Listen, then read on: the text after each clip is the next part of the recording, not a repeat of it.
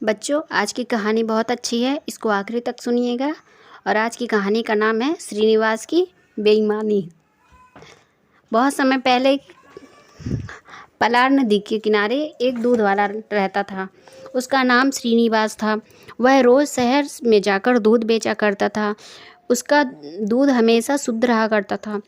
उसके ग्राहक उसके दूध से काफ़ी संतुष्ट थे और उसकी काफ़ी तारीफ़ किया करते थे, सराहना किया करते थे। उसकी ईमानदारी से बहुत खुश रहा करते थे।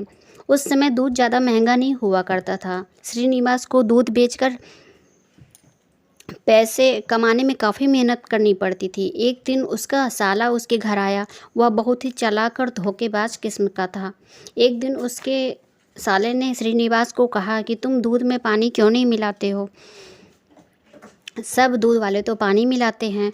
तो श्रीनिवास ने उसको खरी खोटी सुनाई और उसका कान पकड़कर उसे कहा, मैं ईमानदारी से पैसे कमाता हूँ, अतः तू अपना राय अपने पास रख। उसके साले ने उसे लगातार मनाने की कोशिश की और बोला, ये कोई पाप नहीं है, बल्कि ज़्यादा पैसे कमाने का रास्ता है और ज़्यादा पैसा से तुम्हें ज़्यादा खुशी मिलेगी। तब श्रीनिवास की पत्नी बोली, तुम क्यों नहीं मानते? क्या तुम नहीं चाहते कि मैं कांजीवरम साड़ी पहनूं और बच्चे को जो चाहिए वो सब कुछ मिले? श्रीनिवास को मानना पड़ा। उसने दूध में पानी मिलाना चालू कर दिया और शुरुआत में थोड़ा पानी मिलाया और फिर धीरे धीरे आधा दूध और आधा पानी करने लगा।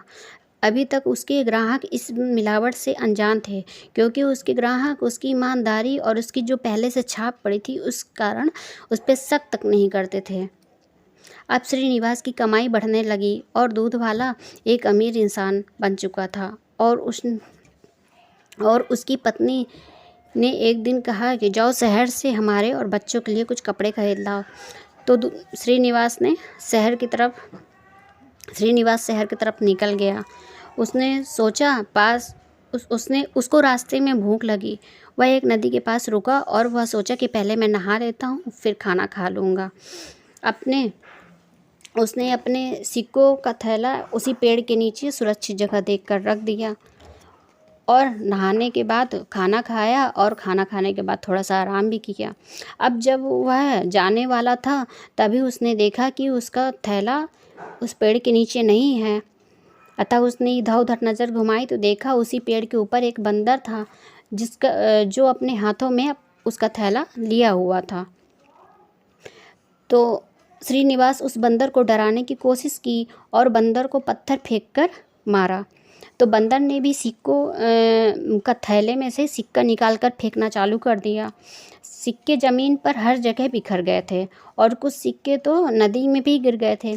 किसी तरह से उसने सिक्कों को इकट्ठा किया, लेकिन जो पानी में गिर गए थे वो सिक्के उसे अभी तक नहीं मिल पाए। उसने सारे सिक्के इकट्ठा किए, लेकिन वो सिक्के आधे भी नहीं बचे थे। तो श्रीनिवास रोने लगा और किसी तरह अपने आप को संतोष करना पड़ा उसको। और उसके मन में ये ख्याल आया कि पानी का पैसा पानी में ही चला गया, क्योंकि उसने दूध में पानी मिलाया था। तो बेईमानी का पैसा उसके पास नहीं टिका। उस दिन से उसने कसम खा ली कि आज के बाद वो कभी दूध में पानी नहीं मिलाएगा, ईमानदारी से पैसे कमाएगा। उसे ये महसूस हुआ कि ईमानदारी का सबक सिखाने का भगवान का क्या तरीका था। उसने यह कसम खाई कि आज के बाद वो दोबारा कभी ऐसा नहीं करेगा और सबको यही सीख देने लगा कि ईमानदारी से सबसे असली चीज़ होती है। तो बच्चों, आप लोग को ये सीख कैसी लगी और ये वीडियो कैसी लगी, कहानी कैसी लगी? अगर आपको अच्छी लगी तो सब्सक्राइब करिएगा।